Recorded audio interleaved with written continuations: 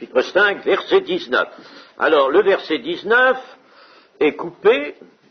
Il y a une suscription, un titre, probablement dans vos Bibles, n'est-ce pas? Le titre dans la mienne, c'est Géasi, serviteur de l'Éternel, frappé de la lèpre. Alors, nous lisons après à la deuxième phrase du verset 19.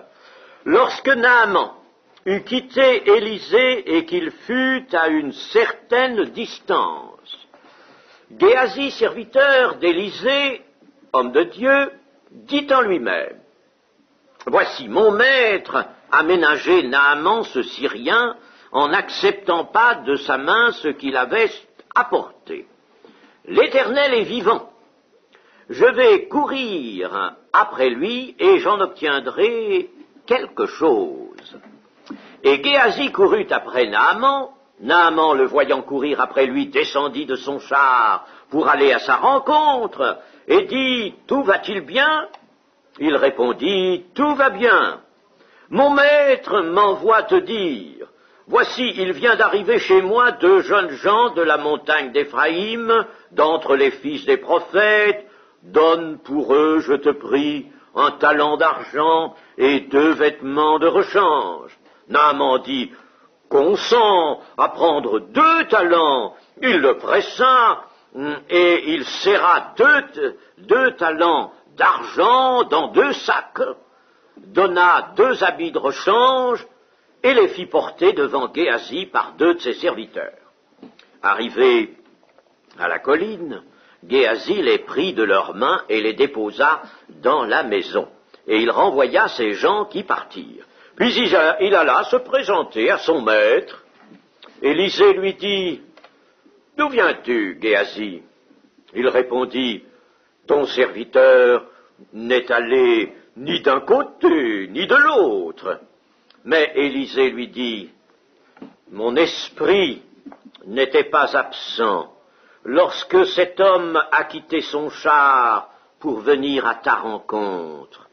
Est-ce le temps de prendre de l'argent et de prendre des vêtements, puis des oliviers, des vignes, des brebis, des bœufs, des serviteurs et des servantes? La lèpre de Naaman s'attachera à toi et à ta postérité pour toujours. » Et Géasi sortit de la présence d'Élisée avec une lèpre comme la neige. Amen. Ah, quelque chose d'assez sévère, sérieux. Géasi, ce nom-là, signe pourtant une belle signification. Géasi signifie vallée de la vision. Et les significations des mots, des noms, vous savez, en hébreu, étaient toujours prises en considération. Elles avaient de l'importance, elles n'étaient pas données au hasard, elles venaient en général de l'esprit de prophétie.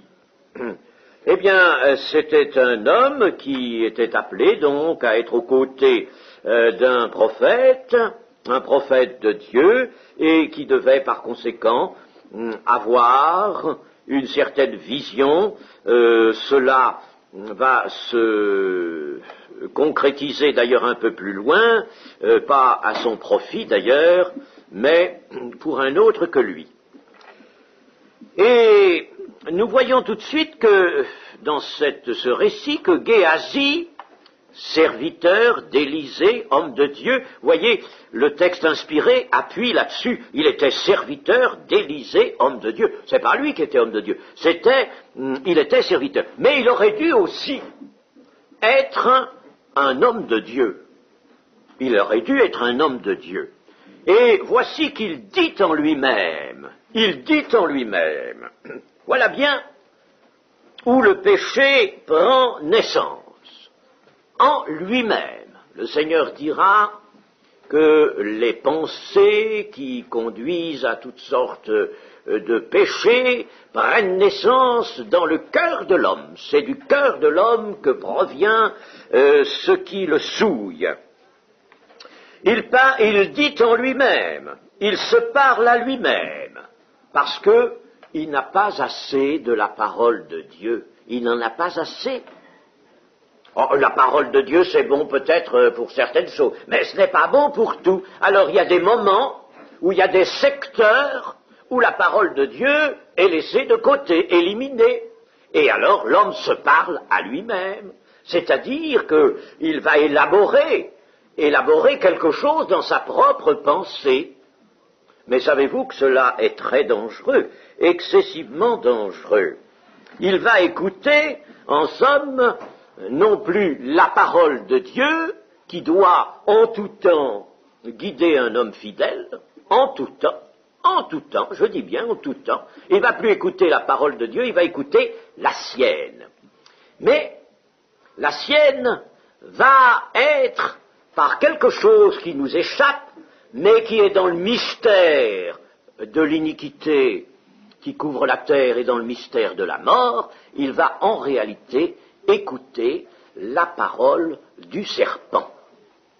Et un homme qui laisse de côté la parole de Dieu et qui s'interroge ou qui veut essayer d'échafauder un projet, des intentions en dehors de la parole de Dieu, en lui-même, il se parle en lui-même, il élabore quelque chose en lui-même, eh bien cet homme-là se retrouve exactement comme Adam et Ève dans le jardin d'Éden, devant l'arbre de la connaissance du bien et du mal, et cet homme-là va choisir la parole du serpent, va choisir une autre parole que celle de Dieu. Il va retomber à pieds joints dans le péché d'Adam.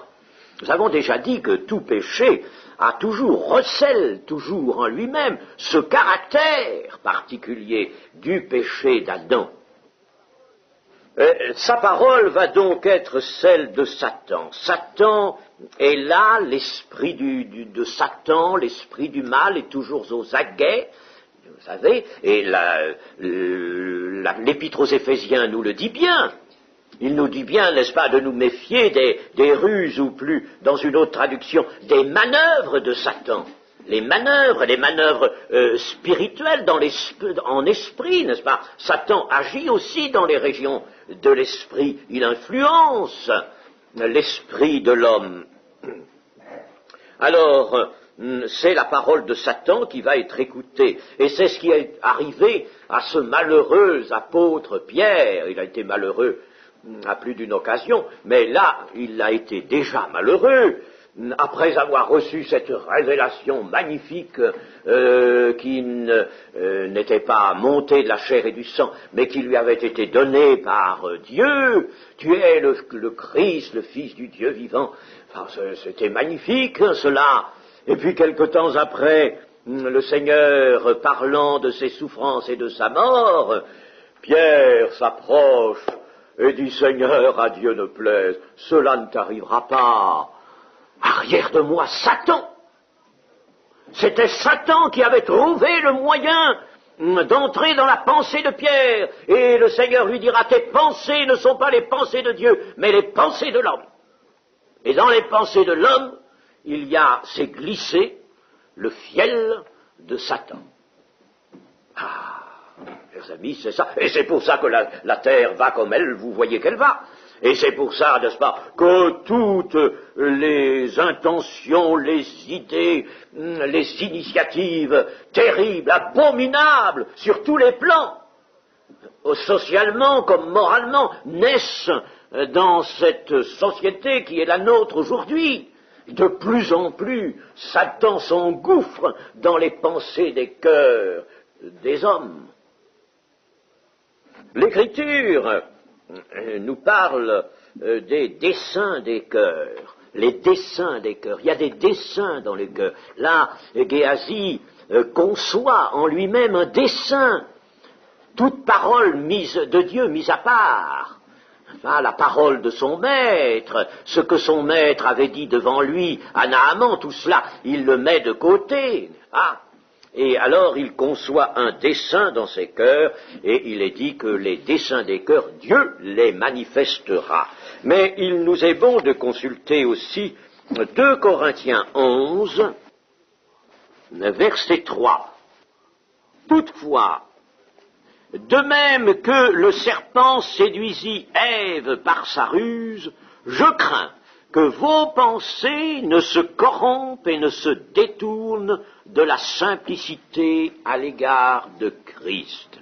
Voyez-vous, comme Paul revient bien au péché d'Éden, n'est-ce pas? De même que le serpent séduisit Éden par sa ruse, je crains que vos pensées ne se corrompent et ne se détournent de la simplicité à l'égard de Christ. Car si quelqu'un vient vous prêcher un autre Jésus que celui que nous avons prêché, si vous recevez un autre esprit que celui que vous avez reçu, ou un autre évangile que celui que vous avez embrassé, vous le supportez fort bien.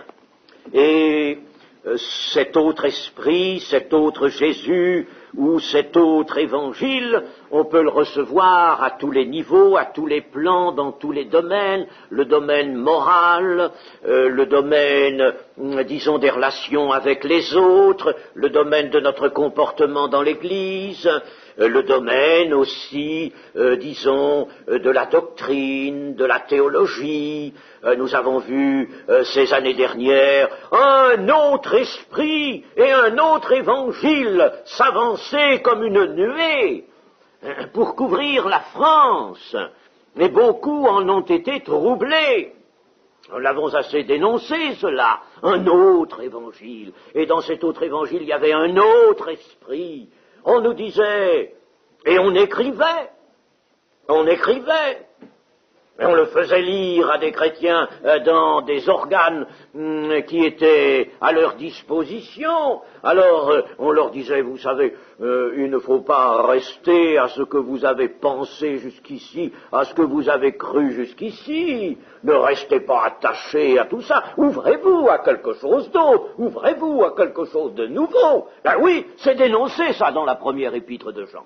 Ouvrez-vous. Alors que le Seigneur Jésus nous dit, ce que vous avez reçu, gardez-le, gardez-le. Vous voyez cet autre esprit, cet autre évangile. Et Jésus nous était présenté aussi comme un autre Jésus. Aujourd'hui, chers amis, dans tout ce qui se passe, on met Jésus bientôt, n'est-ce pas, dans tous les milieux, dans tous les clans, dans toutes sortes de réunions. Et alors Jésus, on en fait peut-être quelqu'un d'engagé politiquement, peut-être le chef d'un nouvel embrigadement, on en fait toutes sortes de choses, n'est-ce pas? C'est un autre Jésus, ce n'est pas le véritable Jésus. Il y a quelqu'un d'ailleurs qui m'a parlé d'engagement politique. Alors, nous aurons l'occasion, n'est-ce pas, de répondre à cela. Est-ce que l'Évangile, est-ce que la parole de Jésus nous conduit dans un engagement politique? Et nous verrons que non. Et nous verrons que non, n'est-ce pas? Et nous verrons que Jésus nous conduit à une chose, à garder sa parole, la garder intacte et la vivre. Dans Philippiens aussi, nous pourrions regarder Philippiens 4, 7. 4, 7. Alors là, c'est dans un autre sens.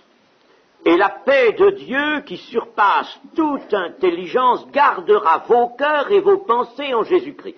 Chers amis, entourez vite ce verset-là.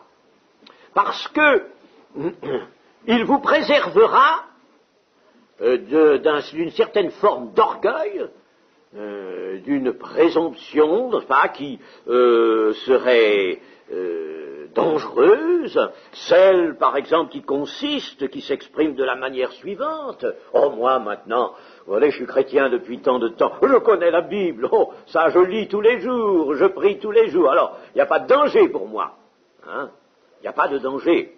Si, il y a danger. Si tu ne veilles, tu risques de tomber. D'autres hommes que toi sont tombés. Et là, pour ne pas être la proie de pensées qui sembleront être les nôtres, qui en réalité seront celles de l'ennemi, eh bien, voilà le moyen, et la paix de Dieu, qui surpasse toute intelligence, gardera vos cœurs et vos pensées en Jésus-Christ, en lui. Et c'est ainsi que nous ne ferons pas des choses, nous ne concevrons pas dans notre cœur le mal, comme c'est le cas de ce Géasi. Et voici que dans le cours de ses pensées, Géasi invoque l'Éternel. Voyez au verset 20, voici mon maître a ménagé Naaman ce Syrien en n'acceptant pas de sa main ce qu'il avait apporté. L'Éternel est vivant. Oh, vous comprenez, l'Éternel est vivant. C'est au nom de l'Éternel qu'on va faire le mal. C'est au nom de l'Éternel qu'on va désobéir à sa parole. Ah, oui, ça aussi on le voit constamment, au nom de l'Éternel. Et on cite souvent même, il arrive que l'on cite sa parole pour aller de travers. Parce que on lit la parole avec un esprit mal orienté, mal disposé, avec déjà dans le cœur une intention de faire ce qu'on veut. On a quelque chose qui vous tient à cœur, on a une séduction qui vous a saisi et on veut faire quelque chose. On est déjà séduit, on est déjà tenté, on veut faire quelque chose et on veut l'appuyer sur Dieu, sur la parole de Dieu. L'Éternel est vivant. Ah, quelle audace, n'est-ce pas? Quelle provocation. Voici mon maître a ménagé Naaman, le Syrien. Ici, Géasi se donne de bonnes raisons. Il dit, mon maître a ménagé Naaman, ce Syrien, cet ennemi, c'est un ennemi. Les Syriens nous ont toujours fait du mal, ils ont toujours, quand ils se sont sentis forts et nous un peu faibles, ils ont toujours jeté sur nous, et ils sont venus souvent nous prendre nos biens et nous soumettre à certains tributs. Eh bien, alors, ce Syrien, cet ennemi, mon maître, il est trop bon, il l'a ménagé. Oh, moi j'aurais pris tout ce qu'il avait là, tout ce qu'il avait apporté, tous ses trésors, aurait pris ça, au moins c'est pris sur l'ennemi ça. On peut prendre ce qu'un ennemi nous donne. Vous voyez les bonnes raisons qu'il se donne. Mon maître a ménagé Naaman, ce Syrien, cet ennemi-là, il l'a ménagé. C'est que, évidemment, Élisée n'avait pas du tout la pensée des relations entre Syriens et Israéliens. Dans sa pensée, il y avait tout simplement, par avance, l'Évangile. Tout simplement l'Évangile. Et il a agi selon, nous l'avons déjà noté, selon les principes de l'Évangile. Parce que l'Évangile, mes amis, a des racines dans l'Ancien Testament. Il a de puissantes et de fortes racines dans l'Ancien Testament. Alors, voici Géasi qui s'est convaincu lui-même, qui a fomenté dans son cœur un dessein, et alors il ne va pas perdre de temps. Et Géasi courut après Naaman. Courut. Oh, il ne perd pas de temps. Pour faire le mal, nous n'avons jamais de temps à perdre, n'est-ce pas? Nous ne perdons pas de temps. Les hommes sont très affairés, pourquoi? Parce qu'ils courent. Leurs pieds courent vers le mal. Alors là, ils n'ont pas de temps à perdre. Sitôt conçu, le mal est entrepris. Il y a une sorte de frénésie qui s'empare de la volonté humaine. On n'est pas libre, l'homme n'est pas libre quand il est livré à Satan. Quand Satan a eu prise sur lui, l'homme n'est plus libre. Alors Satan, vous savez, il faut le servir vite, tout de suite. C'est pourtant le Seigneur qu'il faudrait servir ainsi, et non pas Satan. Alors, il y a une frénésie qui s'empare de la volonté. C'est pourquoi il faudrait que notre volonté soit au service de la foi et de l'amour de Dieu. Notre volonté au service de la foi, n'échappons pas, ne lui laissons pas s'échapper, parce qu'elle servira l'ennemi. Alors, quand Naaman aperçoit Géasi qui court derrière lui, eh bien, il descendit de son char et littéralement, il sauta de son char pour aller à la rencontre. C'est marqué beaucoup d'empressement pour un serviteur, mais cet empressement, en réalité, il le destine au maître de Géasi, n'est-ce pas? Il voit venir Géasi, et bien entendu, il suppose tout de suite, il pense tout de suite que c'est son maître, Élisée, qui a quelque chose de plus à lui dire. C'est pourquoi il est si prompt, et lui, le grand seigneur syrien, use d'un pareil empressement pour aller au-devant de Géasi.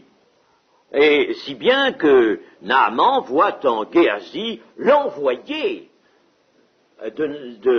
d'Élisée. Il voit l'envoyé d'Élisée. Il ne voit pas Géasi, il voit l'envoyé. Chers amis, si nous sommes connus comme des Géasi, mais dans un meilleur sens, c'est-à-dire comme des disciples de notre maître, comme des serviteurs, si vous voulez, de notre maître, eh bien, attention de ne pas compromettre notre maître, parce que ici, Géasi, dans son attitude, compromet et va compromettre de plus en plus son maître Élisée.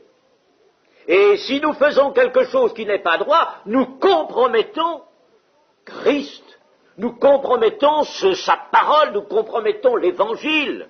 C'est très grave. Et ne soyons pas étonnés si le Seigneur ensuite est irrité, et si peut-être le châtiment pleut sur nous, ou si le Seigneur nous délaisse, parce que nous l'aurons compromis dans des paroles, dans des démarches, par des démarches.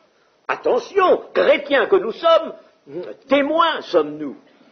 Nous sommes des témoins et par conséquent des serviteurs, et quand on nous regarde, il faut que l'on nous voie comme ceux qui portent Jésus, qui représentent Jésus. Les ambassadeurs pour Christ, les ambassadeurs pour Christ. Alors, attention de ne pas compromettre notre maître. Pensons à cela. Celui qui vous reçoit, me reçoit. Celui qui vous écoute, m'écoute. Et oui, et si nous disons de mauvaises choses, alors nous compromettons notre maître. Et puis, ensuite, au verset 22, alors, Géasi va déverser tout son dessein, son mauvais dessein, et en montrer toute la noirceur. Mon maître m'envoie te dire, menteur, menteur, ton maître ne t'a pas envoyé, tu n'es pas envoyé de ton maître. Voilà quelque chose de pire, c'est que dans cette démarche, il n'est pas l'envoyé de son maître. Il est le serviteur de son maître, mais il n'a pas été envoyé pour ça. Oh, chers amis, attention, que nous ne fassions que ce pourquoi nous sommes envoyés, et ne disons pas « Dieu m'a dit » ou Dieu m'a poussé à faire ceci et cela. C'est des choses qu'on rencontre, ça. Et c'est terrible, ça. C'est terrible. Il faut être sérieux, mes amis, et toujours conscient de ce qu'est notre mission maintenant de témoin du Christ. Ne pas dire à tout bout de champ, Dieu m'a envoyé, Dieu m'a dit. Élisée n'avait absolument rien dit à son serviteur. Et alors, il invente toute une histoire. Voici, il vient d'arriver chez moi 2 jeunes gens de la montagne d'Éphraïm, d'entre les fils des prophètes. Là, c'était la chose sensible. On savait bien que les fils des prophètes, c'était les disciples, ceux qui n'avaient pas plié les genoux devant les Baals, et ces gens qui étaient les fils spirituels, disons, des prophètes, eh bien ces gens vivaient dans le dénuement, dans la pauvreté, nous l'avons dit. Alors là, Naaman le savait, cela. Et c'est une chose, par conséquent, qui le trouve sensible. Donne pour eux, je te prie, 1 talent d'argent et 2 vêtements de rechange. Il savait bien que Naaman avait plus d'1 talent avec lui. Nous avons vu quelle était la provision qu'il avait faite pour venir trouver le prophète. D'abord le roi d'Israël et le prophète. Mais Géasi se fait un peu modeste. Donne-moi 1 talent. Il se dit, il en donnera certainement un peu plus, n'est-ce pas? 1 talent et 2 vêtements de rechange. Naaman dit, consent à prendre 2 talents. Et alors, Géasi dit, oh non, écoute, non, un talent suffira, n'est-ce pas, un talent. Il est écrit, il le pressa, il se laisse presser, n'est-ce pas, il a l'air d'être mesuré, modeste, et en réalité, il se laisse faire violence, n'est-ce pas, pour 2 talents. Et alors, ces 2 talents, en effet, d'argent, que Naaman va lui donner dans 2 sacs, avec 2 habits de rechange. Et comme c'est lourd, évidemment, parce que ces 2 talents, j'ai noté que ça faisait 84 kilos d'argent, argent de métal, argent. 80 talents, c'est une mesure de poids. 84 kilos, je ne sais pas combien vaut l'argent aujourd'hui, mais si ça valait par exemple 500 francs le kilo, ça ferait 42 000 francs, c'est-à-dire 4 200 000 centimes ou francs anciens. Ah, voilà. Alors, c'est une belle petite somme, hein, une petite somme assez rondelette, 84 kilos d'argent, plus les 2 habits qui avaient une grande valeur à ce moment-là. Tout ce qui était vêtements était précieux et cher. Alors voici Géasi qui se frotte les mains, qui doit marcher allègrement derrière ses 2 serviteurs qui lui portent ça, mais quand il arrive à la colline, verset 24, arrivé à la colline, c'est-à-dire à l'endroit où l'on voit la localité où habitait Élisée, alors il est prudent, il se dit, escorté de ces 2 serviteurs qui sont là en livrée syrienne, hein, c'est pas très prudent, ça leur dit, écoutez, déposez ça là, mais c'est lourd, ça fait rien, 4 kilos, nous avons dit, posez ça là, puis retournez avec votre maître, retournez. Et alors, c'est lourd, mais il les prend tout seul, il ne veut pas être vu. Il les arrête à la colline à partir, n'est-ce pas, de cette inflexion de terrain d'où l'on peut être vu. Alors là, il va descendre tout seul avec sa charge. Si quelqu'un le voit, il ne pourra rien dire. Et au verset 25, alors donc il apporte tout ça dans sa maison et il avait renvoyé les gens. Et puis, une fois cela fait, il a dû aller cacher ça dans un endroit, n'est-ce pas, il devait connaître une bonne cachette dans la maison, à l'abri des regards du prophète. Il se disait, le prophète, oui, le prophète, il voit pas tout, hein. Il voit pas tout, et alors il a caché ça quelque part, bien sûr. Et puis, alors après ça, il rétablit peut-être un peu sa tenue, n'est-ce pas? Et puis, il va se présenter devant son maître, Élisée. Il y a déjà un petit moment qu'il n'est pas venu, il va se présenter avec respect devant son maître. Mais Élisée lui dit, d'où viens-tu, Géasi, d'où viens-tu? Vous savez, le Seigneur, il a quelquefois posé de telles questions, pose des questions comme ça. Le Seigneur pose des questions, nous lui en posons, mais il en pose aussi. Je ne sais pas si vous avez vu dans la Bible qu'il y a quelquefois aussi pas mal de pourquoi posés par le Seigneur. Il y a des pourquoi de l'homme, mais il y a des pourquoi du Seigneur. Et d'où viens-tu? Qu'est-ce que tu viens de faire dans le jardin d'Éden? Dieu dira à l'homme, mais d'où viens-tu? D'où viens-tu? Oh, elle est terrible cette question. Elle est terrible, n'est-ce pas, cette question quand on a la conscience chargée. Jusque-là, tout allait bien. D'où viens-tu? C'est un petit froid déjà qui traverse l'âme de Géasi. Alors il répond, ton serviteur, oui, ton serviteur. Il faut bien essayer de s'abaisser le plus possible quand on a une réponse difficile à faire. Ton serviteur n'est allé ni d'un côté ni de l'autre. J'étais par là, j'étais là. Ah, le mensonge. Mes chers amis, quand la dissimulation a commencé quelque part, elle va en chaîne provoquer des mensonges enchaînent, un mensonge en appelle un autre, et ainsi de suite. Ça ne peut plus s'arrêter. exactement comme c'était le cas de Ananias et Saphira. Vous connaissez cette histoire du livre des Actes, Ananias et Saphira, qui dans cette belle église de Jérusalem, nous aurons l'occasion d'en parler, elle était magnifique, cette église de Jérusalem. Et elle était si magnifique que c'était la seule, il n'y en avait pas d'autre. Il n'y en avait qu'une à ce moment-là. De par le monde, il n'y avait qu'une seule église. Et c'était d'elle qu'allaient partir les missions, c'est-à-dire c'est de sa substance que allaient se former d'autres églises. Alors, il y a Satan, évidemment, qui trouve Ananias et Saphira comme de précieux auxiliaires pour corrompre le beau fruit qu'était cette église de Jérusalem. Un ver dans le fruit, n'est-ce pas? Eh bien oui, il avait introduit en la personne de ces deux-là un beau ver dans le fruit. Alors le fruit, quand on allait le casser, la persécution allait rompre le fruit, mais ce fruit alors allait montrer en son sein toutes sortes de cavernes, de parties ravagées par un ver. Parce qu'un ver, quand il est entré, il ne s'arrête pas de ronger et de manger et de détruire. Là, dans le cas d'Ananias et de Saphira, une dissimulation aussi est faite. Une première dissimulation qui est un mensonge, on indique un prix qui n'est pas le prix réel du champ, un prix inférieur. Bien, c'est une dissimulation, mais elle allait en entraîner d'autres.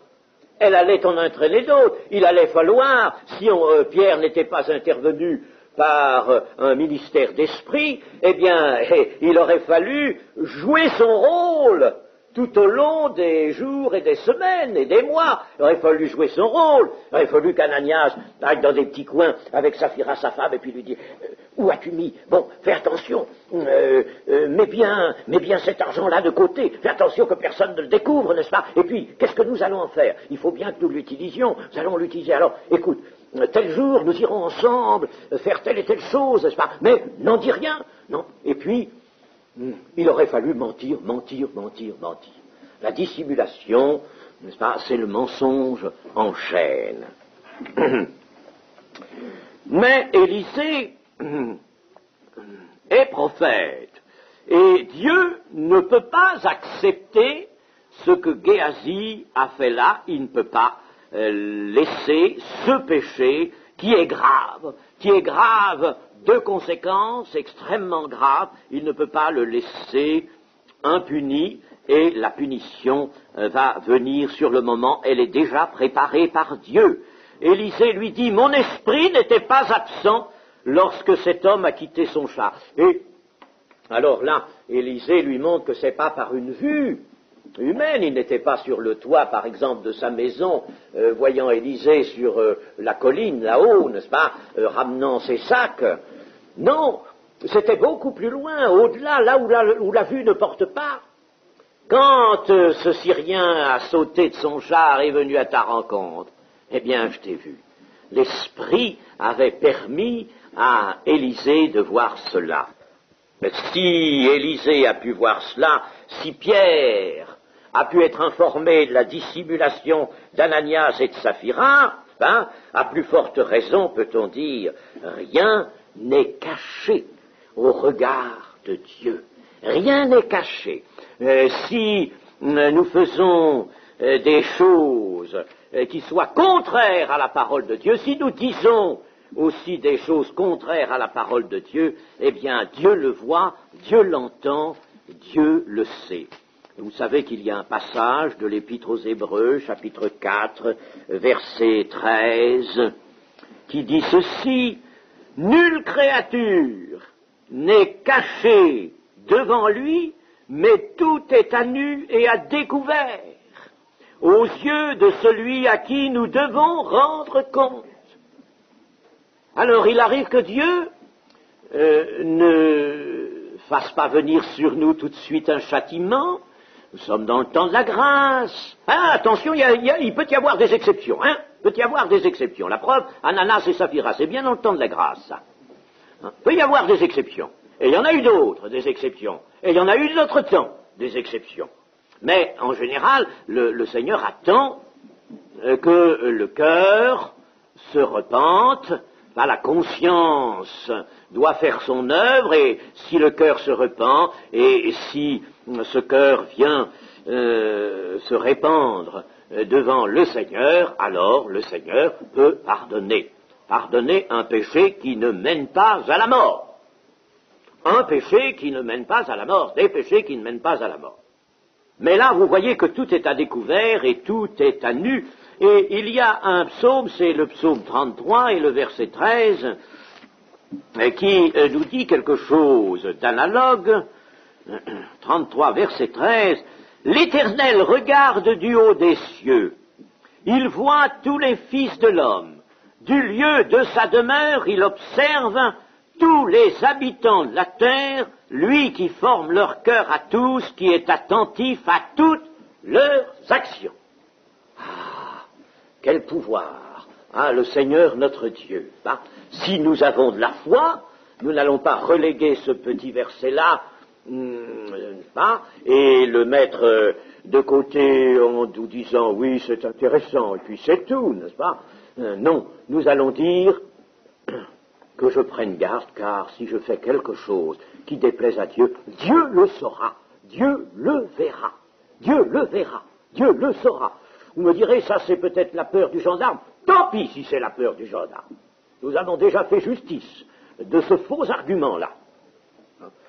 Dieu voit, il faut que nous le sachions, notre nature est une nature pécheresse. Attention, notre corps, notre chair, ce n'est pas elle qui est convertie. Elle ne peut pas faire la volonté de Dieu, mais elle est toujours là. Et nous avons à la tenir en bride, nous avons à la mater, hein, et nous avons à la tenir sous l'autorité de l'Esprit. Sous l'autorité de l'Esprit. Et par conséquent, nous avons bien besoin de tous les aperçus de la parole de Dieu, et de savoir que Dieu sonde les cœurs et les reins, et qu'il voit tout ce qui se fait. Élisée va dire à Géasi, est-ce le temps de prendre de l'argent ou de prendre des vêtements? Est-ce que c'était le moment? Il y aurait peut-être eu un moment où il aurait été possible d'accepter de ce Syrien un présent, mais pas dans les conditions que c'était. Pas dans ces conditions-là. Il est venu en Israël chercher sa guérison. Dieu lui a accordé sa guérison par le ministère du prophète, l'a humilié et l'a converti à l'Éternel, car c'est l'expression qui figure aussi dans l'Ancien Testament, l'a converti à l'Éternel. Ce n'était pas le moment de prendre un sou, la moindre chose. Ce n'était pas le moment.